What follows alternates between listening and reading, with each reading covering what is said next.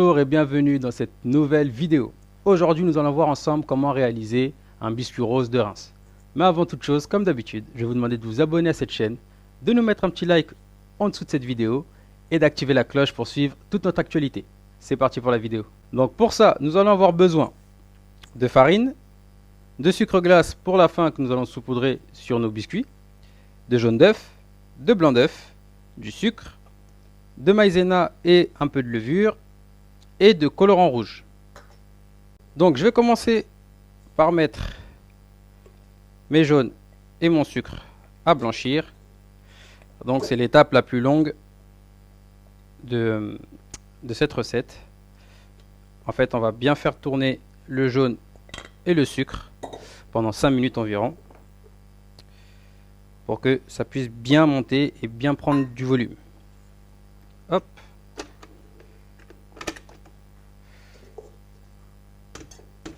Donc faites-le au batteur de préférence, c'est mieux. Ou alors vous utilisez un batteur électrique, hein, c'est tout aussi bien.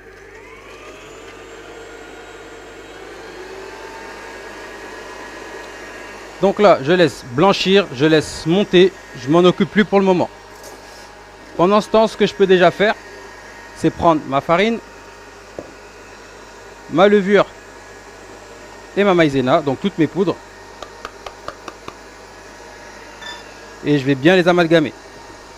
Donc vous pouvez, si vous le souhaitez, également les tamiser. Moi, c'est vrai que là, j'ai des poudres bien fluides, donc pas besoin. Mais si vous avez des présences de grumeaux dans votre farine, n'hésitez pas à la tamiser un petit peu. Hop. Donc ça, je la rapproche là pour le moment. Je vais venir l'incorporer après à la maryse. Mes blancs d'œufs, pareil. Je les mets de côté, je vais en avoir besoin juste après. Pendant ce temps-là, ce que vous pouvez déjà faire, hop, on va le faire ensemble, c'est préparer une plaque. Donc avec un tapis de cuisson si vous avez. Sinon, vous pouvez mettre du papier sulfu, c'est tout aussi bien.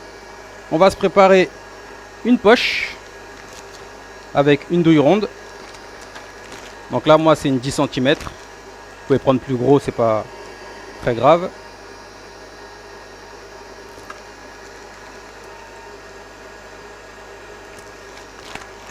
Hop, vous la mettez de côté. On attend 3 minutes, 3-4 minutes que ça monte bien. Et après, on continue la recette. Donc, je vais pouvoir couper le batteur. Donc là, comme vous voyez, ça a doublé, voire triplé de volume. Et l'appareil a bien blanchi. Donc là, je vais pouvoir ajouter mes blancs d'œufs. Hop. Et je remets à tourner doucement dans un premier temps. Parce que je vais quand même garder ce volume. Hop. Donc là, je remets à tourner. Pour bien homogénéiser le tout. Donc là, ça va durer une petite minute. Hein, une petite minute ou deux. Le temps de bien amalgamer le tout.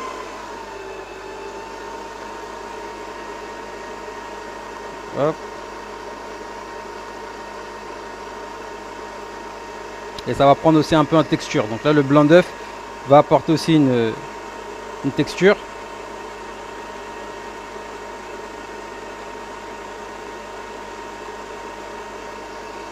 Hop, je vais pouvoir maintenant couper. Et là, donc, je vais rajouter mon colorant. Alors, le colorant, donc là, moi, c'est un colorant rose. On y va vraiment parcimonie, on y va doucement. Donc là, moi, je vais mettre une petite pointe. Et je vais me mélanger. Et je rajouterai, si besoin, pour avoir la couleur rose que je souhaite. Donc là, vous voyez, hein, ça colore vite tout de suite. Hop. Donc, vaut mieux que ça soit pâle au début.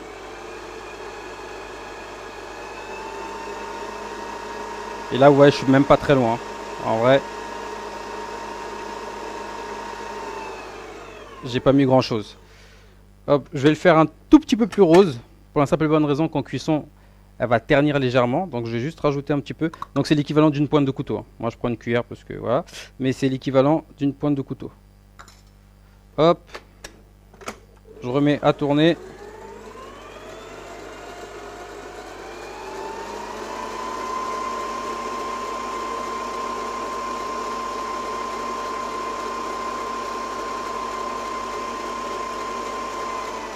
Et là, je vais pouvoir donc stopper mon batteur. Hop, là, je vais prendre une grande maryse et je vois que sur mes parois, j'ai encore un peu de colorant, donc je vais juste bien réamalgamer le tout.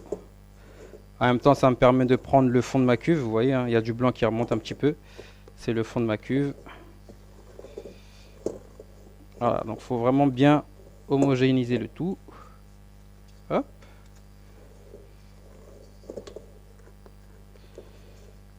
Ok. Ensuite, je vais pouvoir ajouter ma poudre. Donc je vais l'ajouter en 2 fois, moi. Donc la première, c'est vraiment pour donner un peu de texture à ma préparation.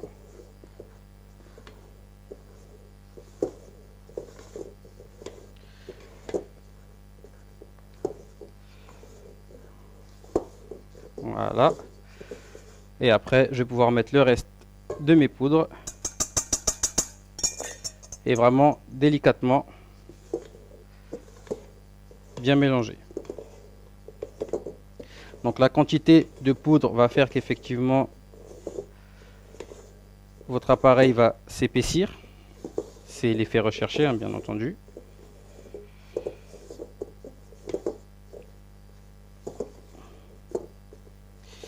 Donc là, je cherche l'homogénéité.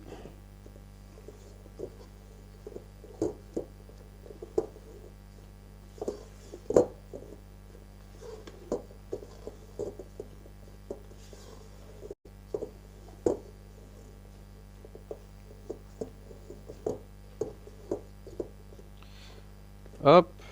Et une fois que c'est bien homogène, je vais pouvoir passer au pochage. Je vais prendre ma poche. Je vais tourner une fois, 2 fois et rentrer tout ça à l'intérieur. Comme ça évite que ma préparation ne tombe pendant que je garnis. Donc là, moi j'ai pris une corde parce que je suis plus à l'aise, mais vous pouvez garder votre maryse, il n'y a pas de problème. Donc je prends ma préparation, je la mets dans ma poche.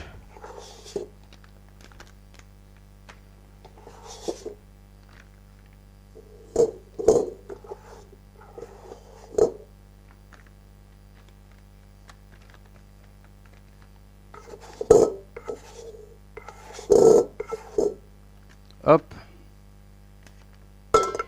Et après, je vais pouvoir donc pocher directement ma préparation.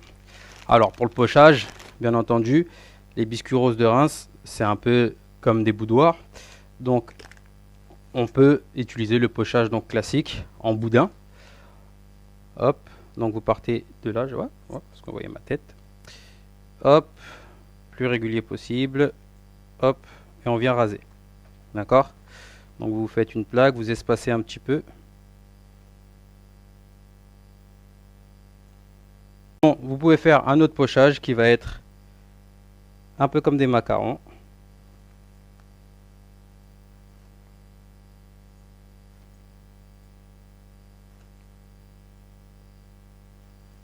Et ainsi de suite. Donc vous pouvez partir sur les formes que vous souhaitez. Moi je vais remplir ma plaque et après je vais laisser croûter. Une fois que j'ai tout poché, je vais laisser croûter, donc comme des macarons.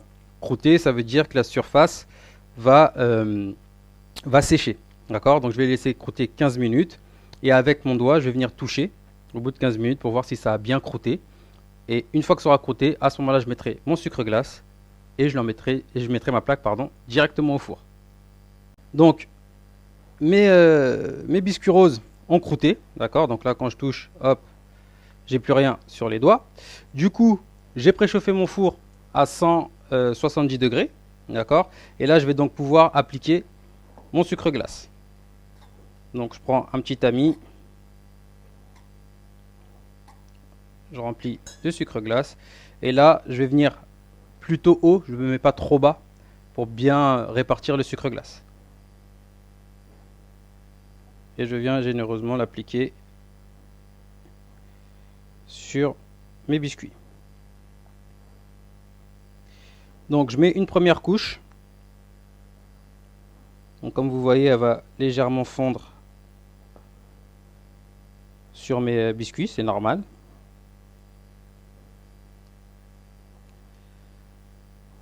Et du coup, je vais appliquer un deuxième passage.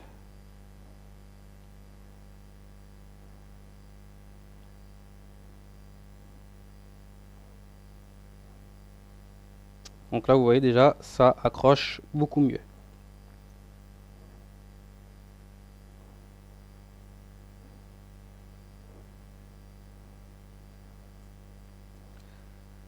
Hop.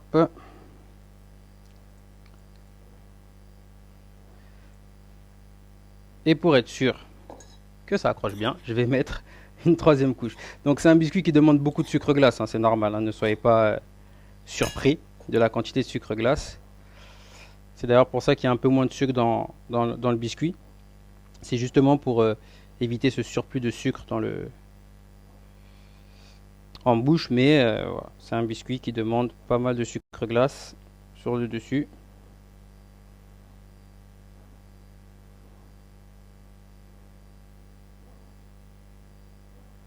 Et bien entendu, biscuit rose de Reims.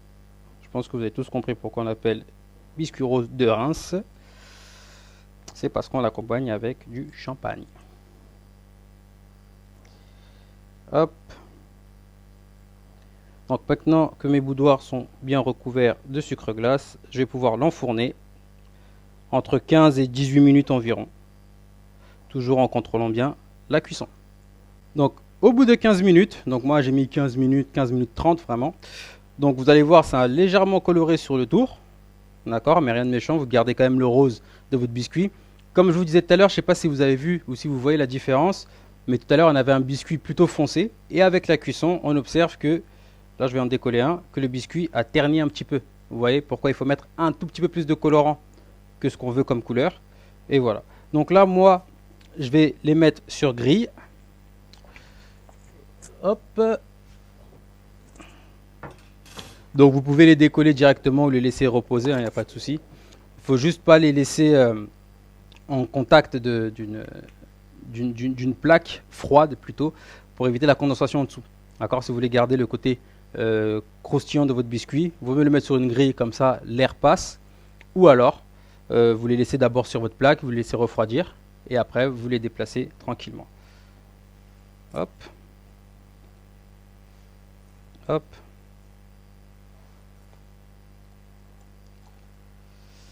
Et pour la question qui va se poser sur qu'est-ce que je fais du reste du sucre glace, parce que je pense que vous allez poser la question.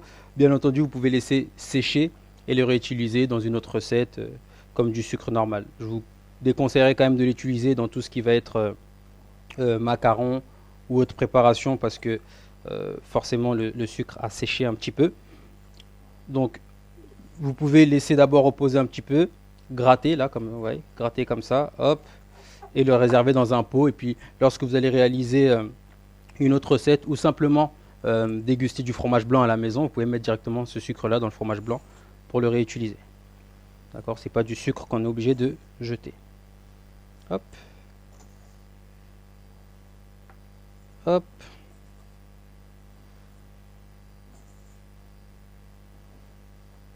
Hop. Donc là, ma plaque elle est encore un peu chaude, moi je vais prendre de quoi la décaler. Hop. Et voilà, vos biscuits de Reims sont prêts. Vous pouvez directement les consommer. Et bien entendu, n'oubliez pas d'avoir une petite coupe de champagne, et même sans alcool pour ceux qui ne consomment pas d'alcool.